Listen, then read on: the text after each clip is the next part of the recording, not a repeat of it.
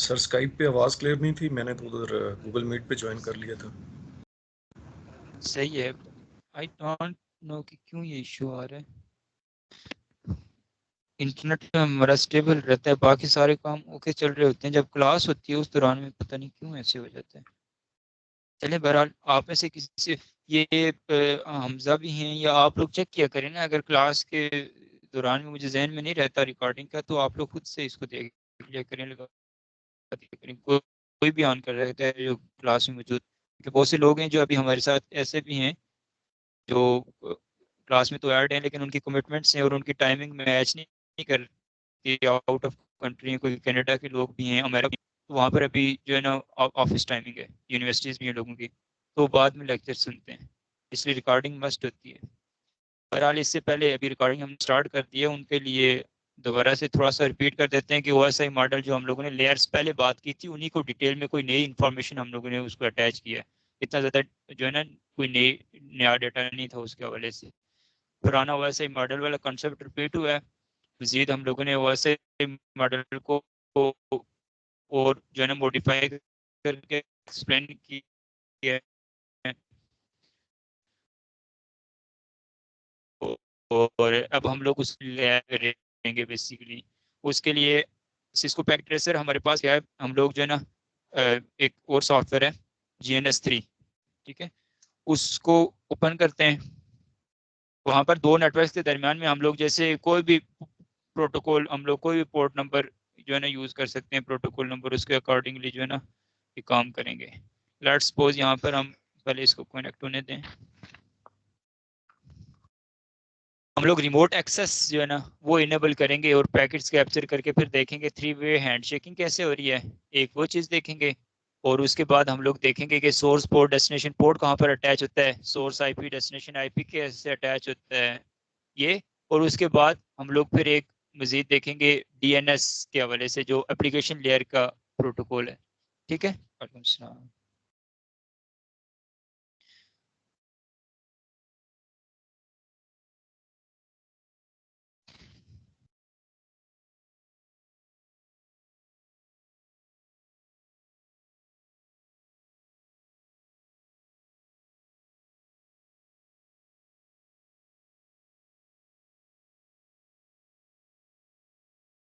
10.86 आगे 10 वाला जो जितना पूरा नेटवर्क है ना वो प्राइवेट IP का होता है, ठीक है। 10.0.0.0 से लेकर 10.255.255.255 तक, यानी पहले से लेकर आखिर तक नेटवर्क ID मैंने बताई है, और एक ब्रॉडकास्ट ID बताई है इस पूरे नेटवर्क की। उसको मजीद आगे सब नेट्स बनाना चाहो तो वो अभी हम लोग सीखेंगे, सब नेटिंग भी।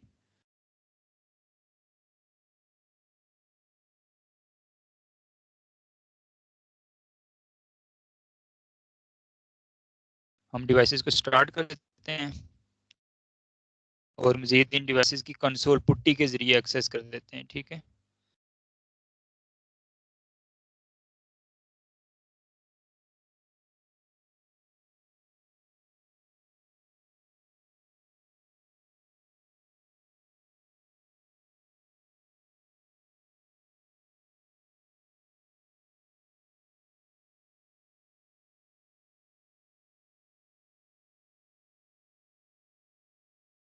ये राउटर 2 है,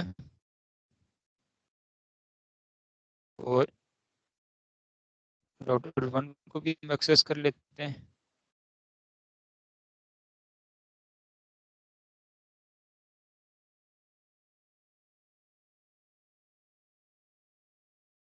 ये राउटर 1, राउटर 2, ये सोलर पुट्टी अब आ गया GNS में आशान।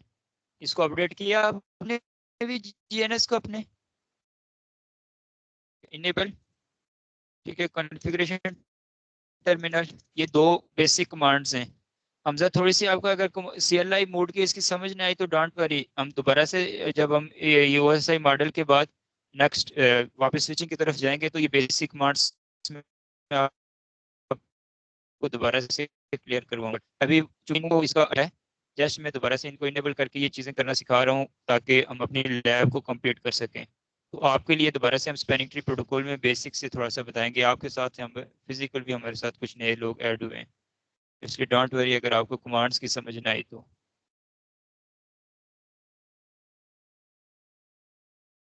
अच्छा, अब हमारे पास इंटरफेसेस हैं फास्ट इथरनेट 0/0 दोनों साइड के। इन इंटरफेसेस को एक्सेस करते हैं हम लोग। इंटरफेस फास्ट इथरनेट 0/0 क्लियर है ना? मैंने साइज डिफॉल्ट साइज इंक्रीज किया हुआ है CLI का, सबको विजिबल है? ठीक है। इसको कोई भी इंटरफेस को एक्सेस करते हैं तो सबसे पहले नो शट डाउन करते हैं। अच्छा, आप लोग याद रखिएगा अभी सिस्को की डिवाइसेस के ऊपर हम लोग काम कर रहे हैं। आप किसी भी वेंडर की डिवाइसेस पे चले जाएं, GUI में तो बहुत ही ज़्यादा आसान होता है, ग्राफिकल यूजर इंटरफेस जिसको हम लोग कहते हैं, ठीक है, वो तकरीबन सबका सेम ही होता है। CLI की कमांड्स में बहुत माइनर सा जो है ना चेंजिंग होती है, उसमें आप लोगों को फेस करनी पड़ेगी। पालो आल्टो को के ऊपर भी आपको काम करेगा, उनकी फायरवॉल्स FortiGate की, इस ऐसे बाकी भी वेंडर्स की। तो इस वजह से कंसेप्ट अगर आपको पता हो ना, तो बैक एंड पे काम सारा जो है ना उन कमांड का सेम होता है, सिर्फ कमांड में थोड़ी बहुत तब्दीली होती है। ठीक है, जैसे माइक्रोटिक के अंदर होता है IP, ठीक है, IP interface, IP address is equal to add address, फिर हम IP देते हैं। और यहाँ पर क्या है, IP एड्रेस बस, और सीधा सीधा IP लिख लेते हैं। इसमें सिस्को में थोड़ा सा सिंपल है उससे, और कुछ चीज़ों में वहां पर सिंपल है, ये कॉम्प्लेक्स है। तो सबसे बड़ा जो है ना वेंडर वो सिस्को है, आपको पता है, ऑल ओवर द वर्ल्ड चल रहा है। ठीक है, तो इस वजह से इसके ऊपर आपको काम डिटेल में आ गया, बैक एंड के फीचर्स का पता चल गया, तो बाकी वेंडर्स में आप लोग इजीली हैंडल कर लोगे, उसको मैनेज कर लोगे। IP एड्रेस, लेट्स सपोज इनके दरमियान में हम लोग ऐड कर लेते हैं 192.168.10.22, और साथ उसका सबनेट मास्क लिख लेते हैं 255.255.255.0, और उसको फिर साथ ही शट डाउन भी करवा दिया। ऐसे ही हम लोग नेक्स्ट सेकंड राउटर में जाएंगे, उसके भी इंटरफेसेस को एक्सेस करेंगे। फेस फास्ट इथरनेट 0/0 और शट डाउन कर दिया। उसके बाद IP एड्रेस असाइन कर लेंगे 192.168.10. वहां पर 1 दिया था, यहाँ पर 2। याद रखिएगा, जब दो राउटर्स के वाले कनेक्शन होंगे ना, ये आपको ये बात आएगी, जब कोई भी दो राउटर्स के दरमियान वाले लिंक्स होंगे, उन दोनों लिंक्स में सेम नेटवर्क होगा, नेट मिला होगा, जो नेटवर्क मिला होगा। आपको तो पता है ना आपकी वैन साइड पे कौन सा IP होगा, उसी नेटवर्क का IP वो जो वायर आगे जाकर किसी भी जगह पे ISP लेवल के ऊपर कनेक्ट होगी, तो वहां पर भी सेम ही नेटवर्क होगा, तभी आपकी इंफॉर्मेशन वहां से आगे जो ना एग्जिट करेगी, वहां से आपका पैकेट जाएगा। तो जैसे यहाँ पर ऐसे हमारे पास हजारों राउटर्स होंगे, तो जो ये जिस वायर के जरिए, जिस भी मैकेनिज्म के जरिए आपस में कनेक्ट होंगे, इनके दरमियान में नेटवर्क सेम होगा। अब सेम नेटवर्क और डिफरेंट नेटवर्क, ये ना हो इतना मेहनत के बाद किसी ने बुला दिया हो, तो ये अच्छी बात नहीं होगी। इसलिए कौन बताएगा मुझे सेम नेटवर्क और डिफरेंट नेटवर्क के हवाले से? जी आप बताइए, सेम नेटवर्क और डिफरेंट नेटवर्क में क्या डिफरेंस है?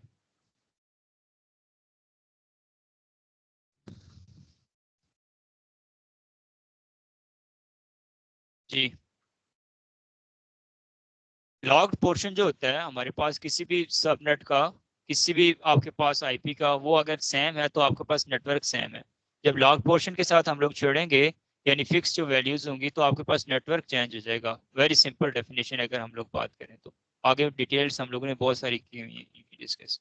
तो इसका क्या होगा फिर, क्लासिक के अकॉर्डिंगली 255.255.255.0, ठीक है, ये IP हो गया। इसके बाद नो शट डाउन करेंगे ताकि पोर्ट भी आपको हो जाए। अब हम लोग पिंग टेस्ट करके चेक करेंगे कि क्या ये राउटर 1 और राउटर 2 के दरमियान में कनेक्टिविटी पहले पॉसिबल है या नहीं है।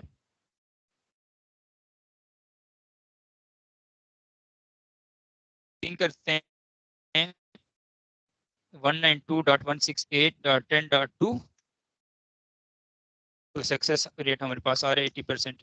शुरू में हमें, आपको पता है क्यों शुरू में पैकेट्स ड्रॉप हुए? पूरा 100% एक्यूरेसी नहीं थी पैकेट्स की, 80% थी।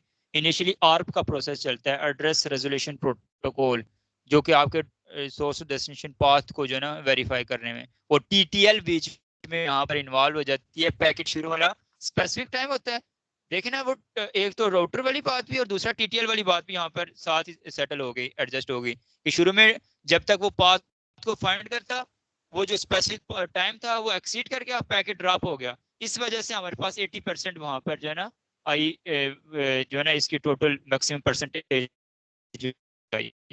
5 में से एक पैकेट ड्रॉप हुआ था, लेकिन सेकंड टाइम तक उसने अपना एड्रेस रिजॉल्व कर दिया था, सेशन बिल्ट हो गया था, कनेक्शन ओरिएंटेशन हो गई थी, इस वजह से उसके बाद आपके पैकेट दोबारा नहीं ड्रॉप होंगे। पाथ एक दफा उसके राउटिंग टेबल में सारी इन्फॉर्मेशन आ गई, इस वजह से उनकी कनेक्टिविटी स्टार्ट हो गई। Got it? तो ये टीटीएल को इधर से भी आप लोगों ने जो है ना चेक कर दिया।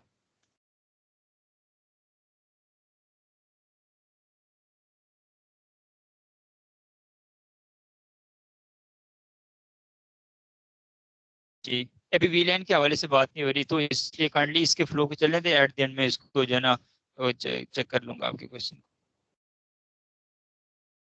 अच्छा, अब हम लोग बेसिकली हमजा करना ये चाह रहे हैं कि चूंकि राउटर 1 जो है हमारे पास नेटवर्क में पता नहीं कौन सी जगह पे होगा और राउटर 2 कौन सी जगह पे होगा। अब यहाँ पर तो मैं जस्ट इसके ऊपर क्लिक कर रहा हूँ और मुझे इसकी एक्सेस मिल जाती है CLI की, लेकिन रियली हमारे पास एक इसको नेक्स्ट क्लास में बताऊंगा कि रियल स्विचेस राउटर हमारे पास, ये मैं अगर आपको दिखाऊं तो डाटा सेंटर में मौजूद हैं। डाटा सेंटर तो नहीं कह सकते इसको, बहरहाल एक सेकंड, ये इसमें फिल्टर कोई किसी ने लगा दिया।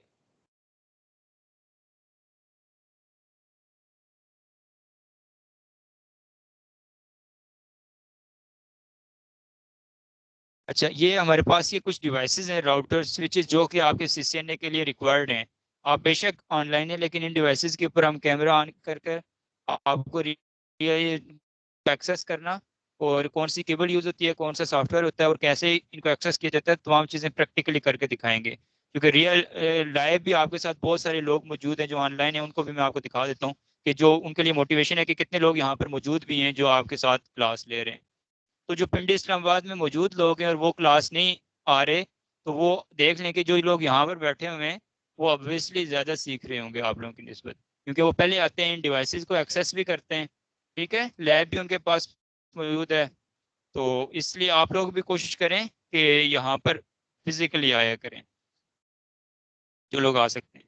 तो ये डिवाइसेस हैं, हमने इनको एक्सेस कैसे करना है। यहाँ पर 2 डिफरेंट डिवाइसेस हैं, इनको वन बाय वन एक्सेस करेंगे तो एक से कंसोल रिमूव करके दूसरे में लगानी पड़ेगी। लेकिन उसका एक और सोल्यूशन होता है रिमोट एक्सेस के, एक की कॉन्फ़िगरेशन से दूसरे में स्विच करें, तो उसके लिए हम लोग रिमोट एक्सेस यूज करेंगे। और वो मैं भी आपको बता रहा था कि किस तरह से करेंगे, उसको अब मैं इनेबल करने जा रहा हूँ। उसके 2 तरीके होते हैं, एक टेलनेट होता है और एक SSH होता है। सो सिंपली हम लोग टेलनेट को अभी कर देते हैं, जो कि सिंपल टू कॉन्फ़िगर है, ताकि हमें ये यहाँ जैसे राउटर 1 से ऐसे क्लिक करके राउटर 2 में ना जाना पड़े, बल्कि राउटर 1 की इधर कॉन्फ़िगरेशन से पिंग करके राउटर 2 को IP के जरिए उसके एक्सेस किया जाए। ठीक है, उसमें सबसे पहला स्टेप है लाइन VTY 0 से लेकर हम लोग आके जितने भी लोगों को चाहते हैं कि हमारे नेटवर्क में एट अ टाइम जो है ना उसको एक्सेस कर सकें डिवाइसेस को, 0 to 4। फिर उसके बाद ट्रांसपोर्ट इनपुट हम लोगों ने उनको देनी है टेलनेट के जरिए वो आए। जब तक ये इनेबल नहीं करेंगे, बाकी तमाम तर स्टेप्स आप बेशक फॉलो करें, तो वो फॉरन होस्ट से जो है ना टेलनेट के उनकी रिक्वेस्ट ड्रॉप कर दी जाएगी। तो ट्रांसपोर्ट इनपुट हम लोगों ने कर देनी है टेलनेट, और उसके बाद लॉगिन हम लोगों ने उनका रख देना है। लॉगिन कह रहे हैं उस वक्त तक नहीं होगा जब तक वो उनको पासवर्ड नहीं आप असाइन करेंगे। इस पहले हमें यहाँ पर पासवर्ड सेट करना पड़ेगा। पासवर्ड लेट्स सपोज हम लोग कोई भी रख लेते हैं, सिस्को। और अब हम लोग लॉगिन सेट कर लेते हैं, That's it। ये हो गया। उसके बाद नेक्स्ट हम लोग मजीद एक चीज हम लोगों ने देखनी होती है कि बाहर जो मेन ग्लोबल कॉन्फ़िगरेशन में भी हमने पासवर्ड सेट करना होता है, ताकि हमारे नेटवर्क में कोई आना चाहे तो उसके अलग क्रेडेंशियल्स भी हों। तो उसको हम लोग रख लेते हैं सिस्कॉम। अच्छा, वो होता है इनेबल पासवर्ड। पासवर्ड को रखना चाहिए, ये हमें बेसिकली सीक्रेट को इनेबल करना चाहिए। पासवर्ड को इनेबल करने और सीक्रेट को इनेबल करने में क्या डिफरेंस है अबरार? अबरार, ये तो बेसिक चीजें याद रहनी चाहिए आपको। सीक्रेट में हमारा जो बेसिकली जो भी डाटा फॉरवर्ड करता है, जो भी पासवर्ड सेव होता है, वो आपके पास इनक्रिप्टेड फॉर्म में होता है, और पासवर्ड में वो प्लेन टेक्स्ट होता है जिसको कोई भी चेक कर सकता है। ठीक है, ये चीजें रिपीट करने से आती हैं, डोंट वरी। ये हो गया हम लोगों का। अब ये राउटर 1 में हम लोगों ने इनेबल कर दिया। अब इसके लिए चूंकि हमने जो टेलनेट के जो फीचर्स होंगे उनको बाकायदा हमने वेरीफाई करने के लिए और टीसीपी को चेक करने के लिए, सोर्स पोर्ट डेस्टिनेशन पोर्ट को चेक करने के लिए पहले हम पैकेट्स को कैप्चरिंग भी ऑन कर लेते हैं, ताकि पैकेट्स जो हमारे जो भी शुरू में जाएं टेलनेट के उनको हम कैप्चर भी कर लें साथ। ठीक है, ये वायर शार्क, इसके जरिए हमने पैकेट कैप्चरिंग ऑन कर दी। ये काम हम लोगों ने राउटर 1 में कर दिया। अब राउटर 2 जो क्लाइंट है इसका, वहां से हम यहाँ टेलनेट को इनेबल कर टेलनेट करते हैं। टेलनेट 192.168.10.1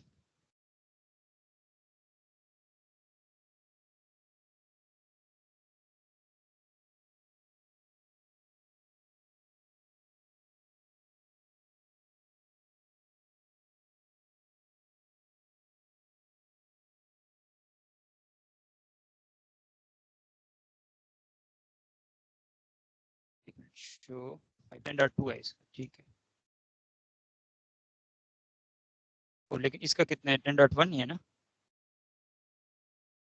राउटर 1 का 22 है। एक minute, show IP interface brief, अच्छा इसका 10.22 है। गुड। अब हम राउटर 2 से राउटर 1 में प्रेस किए बगैर यानी कंसोल रिमूव करके वहां प्लग इन किए बगैर यहाँ से हम टेलनेट करके वहां पर आना चाहते हैं 192.168.10.22। अब देखें ऑथेंटिकेशन वेरिफिकेशन करें, एक्सेस तो मिल गई है लेकिन ऑथेंटिकेशन पहले वेरीफाई करवाएं। तो ये इसकी सिक्योरिटी की वजह से जो पासवर्ड हम टाइप करते हैं वो शो नहीं होता। ठीक है, पासवर्ड हमने ऐड किया। अब वो देखें राउटर 2 की बेसिकली टर्मिनल के अंदर हमें राउटर 1 की भी एक्सेस मिल गई। ठीक है, ये तो you are familiar with that. Enable किया पासवर्ड, यहाँ पर दूसरा ऐप जो उसका हमने एक एक्स्ट्रा इनेबल पासवर्ड करके सिक्योरिटी ऐड की थी वो हमने ऐड कर दी, तो राउटर 1 की हमें कंप्लीट एक्सेस मिल गई। कॉन्फ़िगरेशन में जाएंगे वगैरह वगैरह, आप जो भी हम कर सकते हैं वो करेंगे। ठीक है, फुल एक्सेस मिली हुई है। नेक्स्ट हम इसको देखेंगे कि उस एक्सेस को कैसे लिमिट किया जा सकता है। जीरो ट्रस्ट आर्किटेक्चर को हम अपने स्विचेस के ऊपर इम्प्लीमेंट करेंगे। ठीक है, अब ये साथ ही हमारे पास टेलनेट के पैकेट्स कैप्चर हो गए हैं। ठीक है, ये देखें ये टेलनेट के, और यहाँ पर ये टीसीपी का पैकेट हम लोग पहले चेक करते हैं कि टीसीपी में क्या क्या। ये देखें आगे हमारे पास इंफॉर्मेशन आ रही है एक्नॉलेजमेंट, इसका मतलब है यहाँ से पैकेट, ये पहले सिंक्रोनाइजेशन का मैसेज आया है। ठीक है, और उसके बाद ये सिंक्रोनाइजेशन के एक्नॉलेजमेंट है या रिप्लाई, और फिर उसका वापस पूरा एक एक्नॉलेजमेंट मैसेज हमारे पास है। ये टीसीपी की 3 वे हैंडशेकिंग के हवाले से जो मैं बता रहा था। अब इस टीसीपी के अगर आप पैकेट को हम ओपन करें उसमें क्या क्या डिटेल्स हैं देखें। ये ट्रांसमिशन कंट्रोल प्रोटोकॉल, कौन सा लेयर 4 में हम लोगों ने ये प्रोटोकॉल पढ़ा था। ठीक है, ट्रांसपोर्ट लेयर में, उसमें देखें ये सोर्स पोर्ट नंबर जो मैंने कहा था डायनामिक पोर्ट नंबर अटैच होती है। ठीक है, वो अटैच हो गई, जबकि डेस्टिनेशन पोर्ट नंबर चूंकि आपने अभी टेलनेट को इनेबल किया हुआ है तो टेलनेट की जो पोर्ट नंबर होती है वो 23 होती है। इसको मैं अगर आपको वेरीफाई करवाऊं तो मैंने आपके साथ एक मैनुअल शेयर किया था, वहां पर पोर्ट्स और उनकी डिटेल्स मौजूद थी, पोर्ट्स विद देयर वर्किंग। तो यहाँ पर बेसिकली टीसीपी भी मेंशन्ड हुआ होगा और सॉरी टेलनेट भी मेंशन्ड होगा। ये टेलनेट और इसकी पोर्ट नंबर कितनी है 23 रिमोट एक्सेस के लिए। और यहाँ पर भी हमारे पास ये देखें 23 पोर्ट नंबर शो। उसके अलावा सीक्वेंस नंबर, मैंने आपको बताया था कि ये कभी भी जो है ना हर दफा चेंज सीक्वेंस नंबर आता है वो पैकेट्स के साथ, ताकि क्या किया जाए आपके डेस्टिनेशन में जब पैकेट्स रिसीव हों तो उन सीक्वेंस नंबर के अकॉर्डिंगली रिसीव हों, क्योंकि पार्ट्स में डिवाइड कर दिया जाती है इन्फॉर्मेशन को, उस मैसेज को।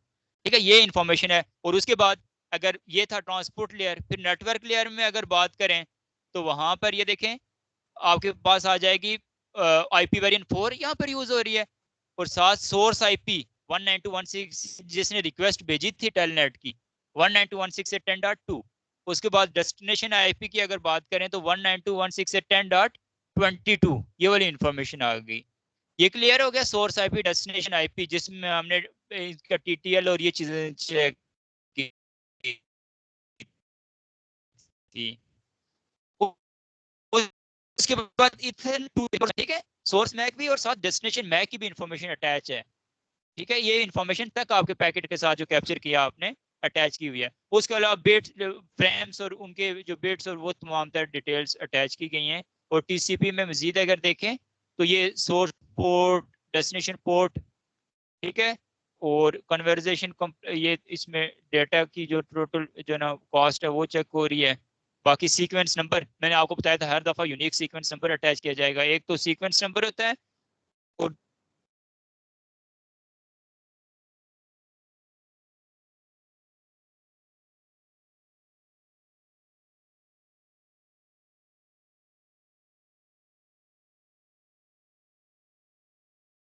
माइक काइंडली अपना ऑफ रखा करें।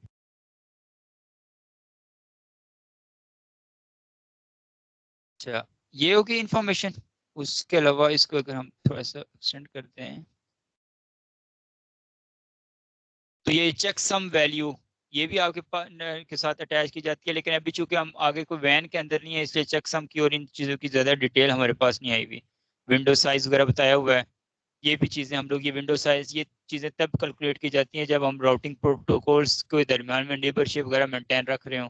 उस दौरान में ये विंडो साइज तब चेक किया जाता है जब आपके जो शुरू के जो जो पैरामीटर्स होते हैं वो सारे मैच कर जाए मुख्तलिफ पाथ्स के लिए। उसके बाद इन चीज़ों को चेक करके आपके पैकेट को एक स्पेसिफिक डेस्टिनेशन पे भेजा जाता है।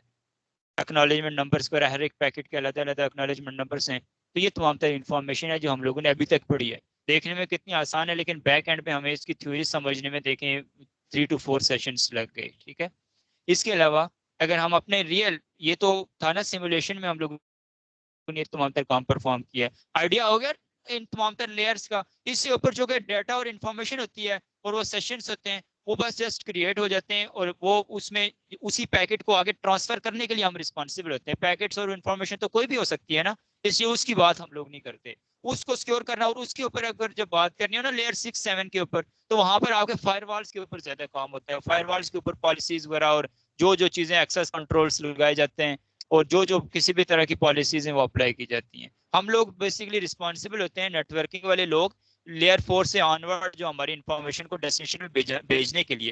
क्योंकि मैंने आपके वैसे ही मॉडल को शुरू में ही 2 पार्ट्स में डिवाइड कर दिया था।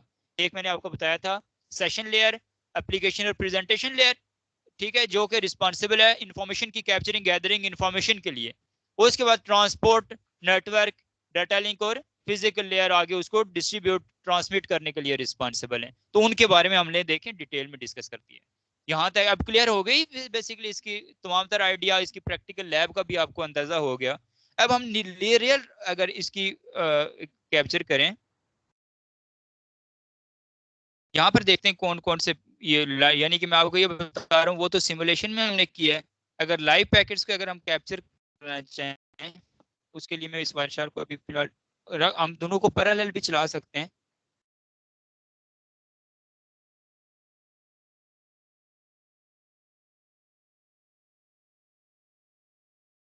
सिंपल हम मैं अपने मैन वो जो थी वायरशार की बिल्ट इन वायरशार सॉरी जेएनएस 3 की बिल्ट इन वायरशार थी।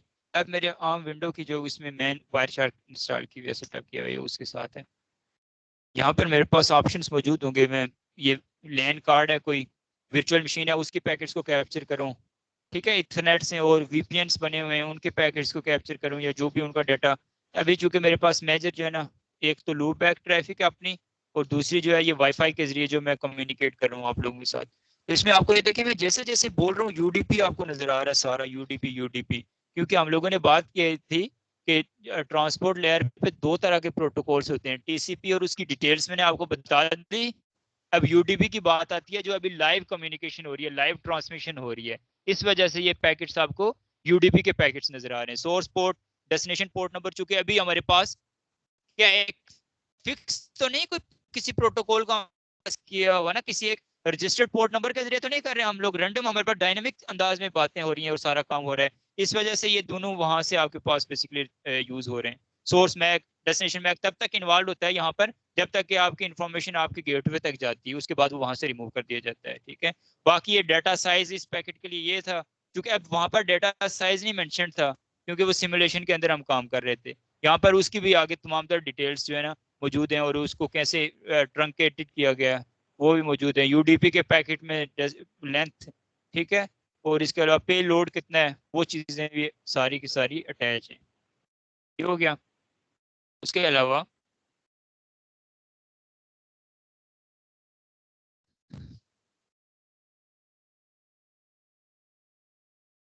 देखें ना लाइव चूंकि कम्युनिकेशन है तो बहुत ज़्यादा पैकेट्स एक साथ ही चल रहे हैं, कम्युनिकेशन हो रही है।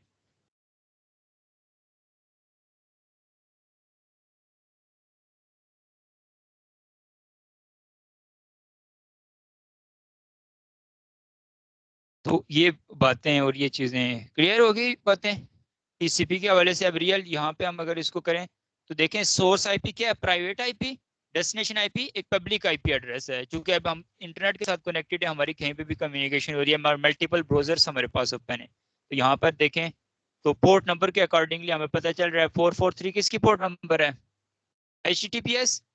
ठीक है, तो देख लें सिक्योर कम्युनिकेशन कहीं पर साथ वो साइड भी कोई ओपन हुई हुई है और ये तमाम तरह उसकी नॉलेज है। Source IP private, destination IP public, क्योंकि इंटरनेट के साथ हम कनेक्टेड हैं। बाकी उनकी जो जो इंफॉर्मेशन हैं, जो जो रिलेटेड डाटा है, वो सारा यहाँ पर हमारे पास एक्नॉलेजमेंट नंबर, सीक्वेंस नंबर वगैरह वगैरह मेंशन है। ठीक है, तो ये देख लें, कैप्चर कर सकते हैं। तो इसके बारे में वायरशार को सिमुलेशन के अंदर इसका मैं एग्जैक्ट यूज भी बताऊंगा आपको कि कैसे करते हैं। तो जो जो भी नेटवर्क के अंदर बंदा है उस वो, अब जो हम लोग मजीद डिटेल से बात कर रहे थे कि पैकेट्स को कैप्चर भी कर सकता है और पैकेट्स को जो है ना वो बेसिकली चेक भी कर सकता है कि क्या ये हमारी कम्युनिकेशन सिक्योर है या नहीं है। तो वो उसके लिए इंफॉर्मेशन लेयर अटैच होती है और वहाँ पर जो बेसिकली हम लोग जो है ना SSH, अब देखें ना टेलनेट एप्लीकेशन लेयर के ऊपर काम हो रहा है ना, अभी तो हमने सिर्फ काम देखा, लेकिन फिर इसकी सिक्योरिटी की जब बात करें तो वहां पर एप्लीकेशन लेयर के ऊपर मजीद काम किया जाता है। जैसे हम टेलनेट के बजाय SSH को यूज करते हैं, वहां पर अपनी इंफॉर्मेशन को सिक्योर कर देते हैं। यहाँ पर तो पैकेट कैप्चर होके हमारे पासवर्ड कोई भी देख सकता है जो नेटवर्क के साथ अटैच है। हम देख लेते हैं, लेट्स सपोज कैसे, जैसे कि यहाँ पर राउटर 2 से राउटर 1 में आया था, इसको दोबारा एग्जिट करते हैं और इसको दोबारा से हम लोग कैप्चरिंग ऑन कर देते हैं। इंटरेस्टेड है ना, कोई बोर तो नहीं हो रहा? आज मैंने कहा था कंबाइन क्लास करूंगा, डिटेल में एक्सप्लेन करूंगा, इस वजह से मैं डिटेल में इसको देख रहा हूँ।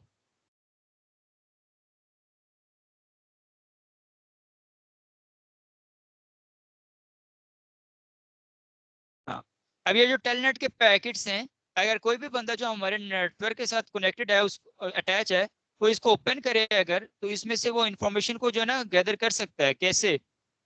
इसके ऊपर अगर हम लोग राइट क्लिक करें ना, तो यहाँ पर फॉलो और TCP स्ट्रीम में जाएं, तो ये जो जो हम लोग काम कर रहे हैं ना, ये देखिए सब प्लेन टेक्स्ट में हमारे पास शो हो रहा है। पासवर्ड जो लगाया गया है, ये तो वायरशार कोई भी नेटवर्क में अटैच होकर यूज कर सकता है ना, तो उसको ये पासवर्ड्स वगैरह हर तरह की क्रेडेंशियल्स मिल सकते हैं।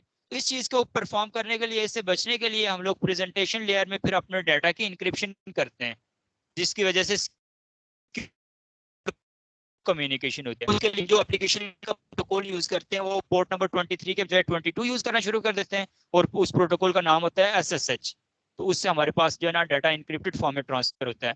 उसमें फिर आपके पास कोई भी नेटवर्क में अटैच होगा भी तो उसको कोई खास इंफॉर्मेशन नहीं मिलेगी। ठीक है, तो ये तमाम तर चीजें, अब ये बड़ी इंटरेस्टेड चीजें हैं तमाम तर, इसको जब आप इंटरेस्ट लेके पढ़ोगे समझोगे तो आपको CCNA कुछ भी नहीं लगेगा, बहुत ईजी होगा। फिर आप साइबर सिक्योरिटी की तरफ मूव कर सकते हैं। ठीक है, आप इंफॉर्मेशन सिक्योरिटी की तरफ मूव कर सकते हैं। ये जो VPNs वगैरह बनाते हैं, टनल्स क्रिएट करते हैं, ये तमाम तर चीज़ें इंफॉर्मेशन सिक्योरिटी के अंदर आते हैं। और इन तमाम तर चीज़ों को हम लोग फॉलो करेंगे नेक्स्ट क्लासेस में, फर्दर क्लासेस में, CCNP में, CCI की लैब्स में। ठीक है, जैसे जैसे आप लोग आगे तरक्की करते जाएंगे। ठीक है, पहली चीज़ ये है कि आप लोग जो है ना कोशिश करें CCNA के दौरान में अपने सीनियर्स को फॉलो करते हुए हार्डवर्क करें, जॉब हासिल कर लें। क्योंकि आपको पता आजकल का दौर है, मुश्किल है फीस पे करना, यूनिवर्सिटीज़ और अकोमोडेशन वगैरह लेना यहाँ पे कैपिटल के आसपास। उसके लिए सबसे पहला जो है ना आपका काम होना चाहिए CCNA लेवल की जॉब, जो कि मार्केट आजकल 40 to 50,000 इतना पे कर रही है। और उसमें अगर आपका इंटरव्यू अच्छा होता है तो उससे ज़्यादा आप आगे जा सकते हैं, डिपेंड करता है आपकी नॉलेज के ऊपर। ठीक है, ये चीज़ जब आप वहाँ पर अटैच हो जाएं, फिर आप CCNP करें, CCI करें, साइबर सिक्योरिटी सीखें, आर्टिफिशियल इंटेलिजेंस, मशीन लर्निंग, इनको लाजमी आप साथ साथ दिन में कुछ ना कुछ टाइम लाजमी दिया करें, अपना हैबिट बना लें। मशीन लर्निंग को सीखना है आपने, आर्टिफिशियल इंटेलिजेंस को सीखना है, चूंकि चीज़ें सारी ऑटोमेशन की तरफ जा रही हैं। बहुत जल्द यही प्रोटोकॉल्स, यही तमाम तर चीज़ें जो ना मशीनें हैंडल किया करेंगी, वो खुद ही जो है ना इनकी ट्रबल शूटिंग किया करेंगी। ऑटोमेशन की तरफ रोबोटिक सिस्टम आ रहा है। तो इस वजह से जब तक अगर आप वक्त के साथ आप अपने आप को अपडेट नहीं करेंगे तो आपका CCNA भी आपको जॉब नहीं देगा। फिर जो है ना आप वही उन लोगों में शामिल हो जाएंगे जो कहेंगे कि हम अनएम्प्लॉयमेंट का शिकार हैं, पाकिस्तान में या दुनिया में जो है ना रोजगार नहीं है, डिग्रियों की वैल्यू नहीं है। तो डिग्रियों की वैल्यू अजल से ही नहीं है इंडस्ट्री और स्पेसिफिकली इस फील्ड के अंदर, जब तक अगर काम नहीं आता डिटेल में। अगर काम नहीं आता तो कोई आपकी डिग्री की वैल्यू नहीं है, क्योंकि जिसने आपसे आईटी का काम करवाना है उसमें तमाम तर चीज़ें प्रैक्टिकल हैं। तो काम नहीं आएगा तो कोई आपको पे नहीं करेगा। ठीक है, तो ये चीज़ें जहन में रखते हुए आप लोग जो है ना अपने आप को इनहेंस करें, इंटरव्यू की तैयारी करें। कहीं आप बनाइए सीवी, आपने देख लें फिर मजीद कोई। ये मैंने आपको टीसीपी के इसमें पैकेट्स निकाल के दिखाए ना, सिंक्रोनाइजेशन हो रही है, फिर ये उसकी एक्नॉलेजमेंट आ रही है और फिर उसका रिस्पांस आ रहा है। ये पैकेट ये देखें ना शुरू से आप, मेरे हाल में दरमियान में अटैच नहीं रहे हमारे साथ। ये एक्नॉलेजमेंट, उसके पास ये सबसे पहले ये सिंक्रोनाइजेशन पैकेट है, उसका रिस्पांस है, और फिर उसकी एक्नॉलेजमेंट पैकेट आ रही है। ठीक है, थ्री थ्री स्टेप्स होते हैं। थ्री वे हैंड शेकिंग से क्या मुराद है? एक रिक्वेस्ट जाएगी, उसका रिस्पांस आएगा और फिर उसकी एक्नॉलेजमेंट होगी। ठीक है, ये क्या हुआ, वन हमने सबसे पहले 10.2 से 10.22 को पिंग किया कि मुझे अपनी एक्सेस दो। टू ने उसको कहा कि ठीक है, और जब इसको मिल गई तो इसने कहा कि हाँ भाई मिल गई। तो ये बेसिकली थ्री वे हैंडशेक। ठीक है,